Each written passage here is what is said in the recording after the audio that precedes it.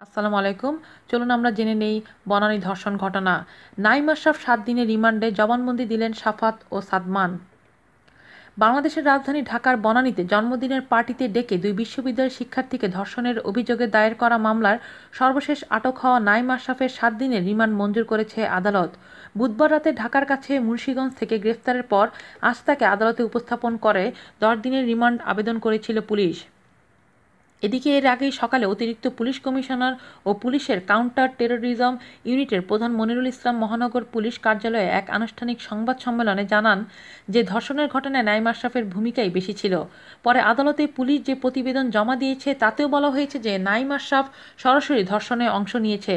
তবে আদালতে মিস্টার আশরাফের আইনজীবী আব্দুর রহমান হাওলাদার এই অভিযোগ সত্যি নয় বলে দাবি করেন।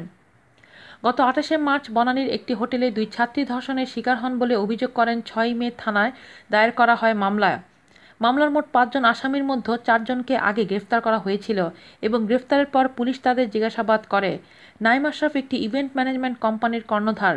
মামলার এজাহারে তার নাম নাঈম আশরাফ হলেও পুলিশ তাকে এস.এম. হালিম নামেও চিহ্নিত করেছে।